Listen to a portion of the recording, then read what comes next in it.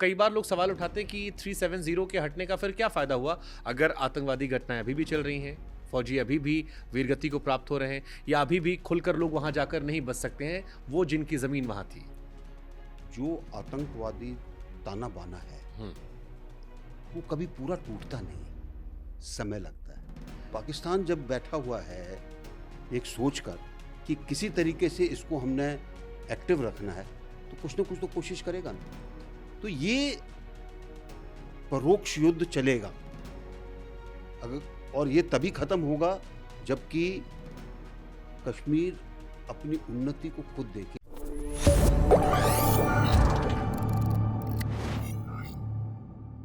लेकिन घटनाएं सर अभी भी हो रही हैं आए दिन। जैसे जब मैं टीवी चैनल्स में काम कर रहा था तो अक्सर खबरें पढ़ता था कि टारगेटेड किलिंग बढ़ गई है। देखिए, अब आप अगर हिंदू हैं या यहाँ से काम करने गए हैं, आपका धर्म अलग है, आपको ढूंढ ढूंढ कर मारा जा रहा था। आप कश्मीरी पंडितों को वहाँ वापस विस्थापित करना चाह रहे थे, वो आप नहीं कर पा रहे उस तरह से जिस तरह से आपने वादा किया था। या अभी भी घटनाएं हो रही हैं, हमारे फौजियों की जान जा रही है।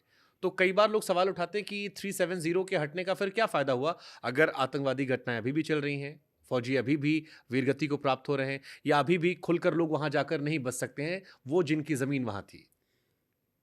दो कारण। पहला, जो आतंकवादी ताना बाना है वो कभी पूरा टूटता नहीं, समय लगता है। बहुत से लोग हैं जिनके दिमाग के अंदर भरा गया है। बहुत से लोग हैं, अब बीच के अंदर आपने देखा होगा कि स्थानीय लोग ज़्यादा उसके अंदर आने लगे थे। 370 के जाने के बाद थोड़ी उसके अंदर कमी आई। अब पाकिस्तान उसको दोबारा रिवाइव करने की कोशिश कर रहा है। अब वो अपने यहाँ से लोगों को भेजता है, वो आएंगे, रिक्रूट करेंगे, डराएंगे, धमकाएंगे, प्रलोभन करेंगे, जो भी करेंगे। तो ये परोक्ष युद्ध चलेगा अगर, और ये तभी खत्म होगा जबकि कश्मीर अपनी उन्नति को खुद देखे, जब उनको लगे कि ये क्या है ये, और वो समय आ रहा है, ऐसी बात नहीं है। आज जिस तरीके से आमदनी होती है, जिस तरीके से विकास की दूसरी चीज़ें हो रही हैं कश्मीर में, पहले इतनी नहीं थी। मैंने तकरीबन 12 साल बिताए कश्मीर में, अलग अलग रैंक के ऊपर, और मैंने देखा है कि जितना पैसा कश्मीर में आता था सरकार की तरफ से, उतना शायद लोगों के लिए नहीं लगा। और ये इसका गुस्सा लोगों के अंदर क्यों होता था? वो देखो जी, पैसा आ रहा है पर हमको कोई पैसा मिलता ही नहीं, हमारे यहाँ कुछ होता ही नहीं, हमारे यहाँ हॉस्पिटल नहीं है, हमारे यहाँ रोड नहीं है, हमारे यहाँ फलां चीज़ नहीं है। तो कोई तो जिम्मेवार होगा ना इसका। ट्रू। तो ये दूसरी चीज़ ये है कि ये बात तो जम्मू वालों ने मुझसे कही सर। पाकिस्तान जब बैठा हुआ है एक सोच कर कि किसी तरीके से इसको हमने एक्टिव रखना है, तो कुछ ना कुछ तो कोशिश करेगा ना। ट्रू।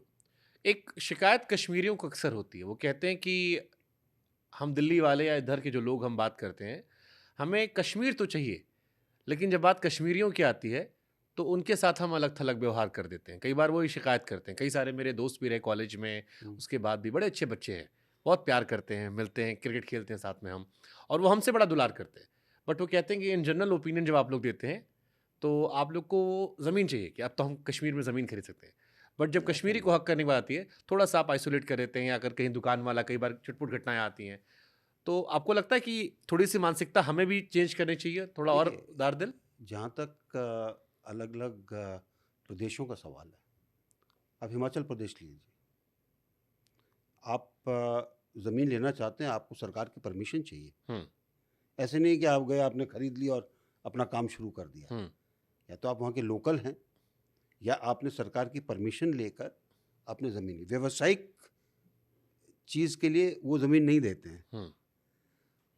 हर एक स्टेट के रूल हैं, और शायद वही चीज़ कश्मीर के अंदर भी लागू होगी। अभी जो एक लोगों के अंदर एक ये भर दिया ना कि भाई लोग आएंगे, भर जाएंगे, तुम लोगों के घर छीन लेंगे, तुम लोगों की ज़मीन छीन लेंगे, वो जब तक मानसिकता नहीं निकालोगे आप, तब तक ये गड़बड़ रहेगी।